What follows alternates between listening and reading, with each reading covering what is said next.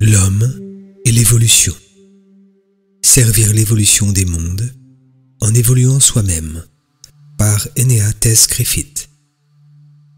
Le principe du maintien réciproque des différentes classes d'êtres peut être considéré comme la grande loi de l'écologie cosmique universelle. Ce principe explique l'interdépendance de tous les êtres dans tous les mondes, aussi bien le monde matériel que le monde suprasensible ou spirituel. Toutes les classes d'êtres sont liées de façon indissociable, les unes aux autres, dans ce grand système que représente l'univers.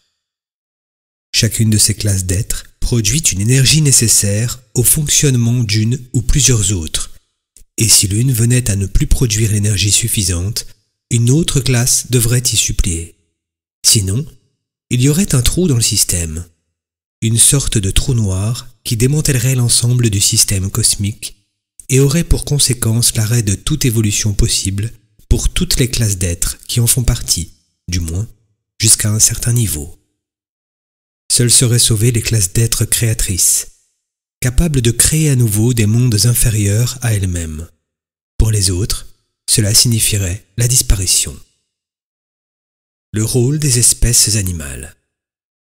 Nous pourrions étudier les rouages de cette interdépendance à n'importe quel niveau. Prenons le monde animal, dont nous avons expliqué qu'il est comme un retardataire de l'évolution humaine. Chaque espèce animale porte en elle une qualité, une faculté, une caractéristique que l'homme aussi porte en lui, mais comme un défaut, puisque cette qualité ne devrait pas caractériser l'humain. Comme ce défaut vit dans l'espèce animale, il se manifeste peu, ou devrait se manifester peu, dans la psychologie humaine. Nous allons en réalité découvrir que les qualités qui caractérisent les différentes espèces animales correspondent en l'être humain aux diverses émotions négatives. La peur de la souris, l'orgueil du coq sur son tas de fumier, la malice du singe, la vanité du paon, la férocité du tigre. Ainsi donc, l'une des caractéristiques de l'espèce tigre est la férocité. À un moment de leur évolution, les êtres humains ont été semblables aux tigres dans leur férocité. Puis l'espèce humaine a évolué. Et cette caractéristique est devenue animale. La férocité est devenue tigre.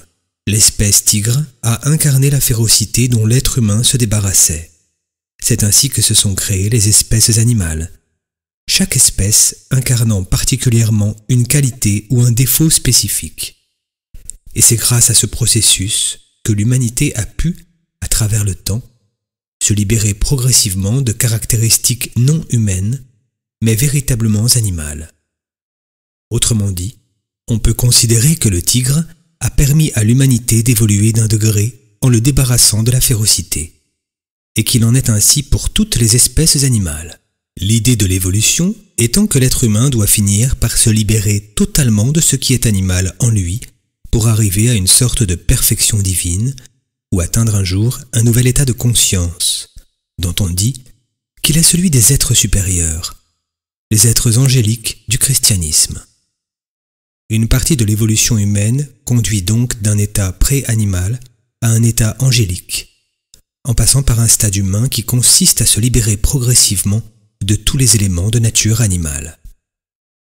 Que se passe-t-il quand l'être humain décime une espèce animale? Les caractéristiques dont cette dernière est porteuse ne peuvent plus s'incarner. Ne pouvant plus s'incarner de manière juste dans l'espèce animale adéquate, il faut, selon la loi du maintien réciproque, qu'elle trouve une autre possibilité d'incarnation. Et ce sera dans la classe d'êtres la plus proche du monde animal, c'est-à-dire l'être humain. Les caractéristiques animales spécifiques redeviennent des défauts de l'humanité. L'être humain redevient de plus en plus animal, ou pire, bestial. C'est un processus auquel nous assistons déjà aujourd'hui. La suppression de nombreuses espèces animales a pour conséquence la dégénérescence de toute une partie de l'humanité. Dégénérescence non seulement émotionnelle, férocité, violence, agressivité, peur, mais également corporelle. Nous avons tous pu remarquer, je pense, certains êtres humains au physique dégénéré, avec une expression simiesque ou bestiale au niveau des traits du visage. Ceci parce que, au lieu de continuer à avancer sur la ligne normale de l'évolution et de s'élever vers davantage d'esprit, vers une conscience plus grande, une partie de l'humanité prend un autre chemin qui l'amène à une régression vers un état animal. Nous devons comprendre notre dette envers le monde animal, qui prend sur lui tous les défauts de la nature humaine. Nous devons comprendre la nécessité pour nous, pour la survie de notre espèce, dans une perspective cosmique, de respecter les diverses espèces, car nous savons maintenant qu'en elles est incarné ce qui ferait de nous des êtres incapables d'évolution. Si nous supprimons le monde animal, nous ne pourrons plus évoluer réellement. Chez un fauve, la férocité est évidemment d'une autre nature que chez l'être humain. Elle n'est pas gratuite. Il en a besoin pour se nourrir. Elle fait partie de ses instincts, de sa nature animale. Justement, la nature humaine ne se doit-elle pas d'être différente? C'est pourquoi chez l'animal, on ne peut pas parler de défaut, ni porter de jugement d'ordre moral. Une forme de férocité est nécessaire chez les fauves parce qu'elle leur permet de survivre, alors qu'elle est ou devrait être complètement inutile chez l'homme.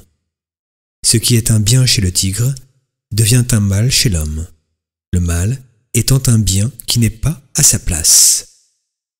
Mais il est vrai que pour que les hommes deviennent réellement humains, il faut qu'ils changent d'attitude. En dehors de quelques peuples dits primitifs, l'humanité semble avoir toujours considéré la terre, et même l'ensemble de la création, comme un champ de consommation au service de ses besoins et de la satisfaction de ses désirs. L'être humain doit aujourd'hui comprendre qu'il a une place particulière à tenir dans l'évolution de l'univers. Pour ce faire, il doit se débarrasser de cet égoïsme dû à la méconnaissance des grands principes qui guident l'évolution des mondes.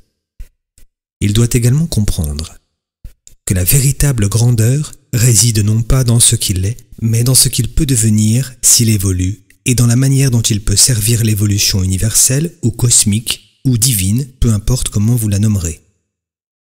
Celui qui, à travers le principe du maintien réciproque, comprend le destin de l'homme et de l'univers, sait qu'il ne peut pas faire ce qu'il veut de la terre, des plantes, des animaux, ni même des autres planètes, parce qu'il a fondé son comportement sur des droits et très peu sur des devoirs.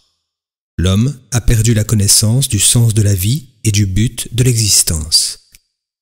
On parle des droits de l'homme. Il faudrait aller bien au-delà de cette notion et comprendre que l'homme perdra ses droits dans tous les domaines s'il ne prend pas conscience de ses devoirs, non seulement envers l'humanité, mais envers toutes les classes d'êtres. Une nécessité s'impose, et c'est là le fondement de l'enseignement de la psychologie essentielle. Il faut que les hommes et les femmes deviennent à nouveau conscients du but réel de la vie, qui n'est pas la recherche effrénée de la satisfaction de leurs désirs, ni même de leurs besoins, mais la réalisation d'un destin personnel et d'un dessein cosmique. Il devient aujourd'hui nécessaire de comprendre ces deux aspects. La réalisation de l'individualité vers la perfection, mais aussi la participation à l'évolution générale. L'homme doit arrêter de croire qu'il a le droit. Il nomme cela le pouvoir de dominer la nature. Des voix s'élèvent en ce sens. On sait également aujourd'hui que cette autre croyance, issue du XVIIIe et XIXe siècle, en la possibilité illimitée du progrès matériel, est une chimère, que les risques de catastrophes industrielles sont de plus en plus grands, que le respect des équilibres naturels est une nécessité, une urgence même aujourd'hui. Celui qui est en contact avec une dimension spirituelle sait qu'il ne s'agit pas seulement de respect des équilibres naturels, mais également de respect des équilibres cosmiques. Celui qui comprend réellement le principe du maintien réciproque des classes d'êtres voit nécessairement naître en lui le désir non seulement de se réaliser personnellement, mais aussi de tenir sa place juste dans le devenir global de l'évolution. Le fait pour l'être humain de découvrir et ensuite de tenir sa place juste dans l'évolution des mondes lui permet de dépasser toutes les formes d'insatisfaction liées à ses pulsions égoïstes allant à l'encontre des lois cosmiques et, en même temps, contribue à améliorer sa vie. à condition qu'il s'efforce de surmonter les défauts de sa nature inférieure. Voilà le cheminement proposé, servir l'évolution des mondes en servant le développement de ce qu'il y a de plus élevé en soi-même.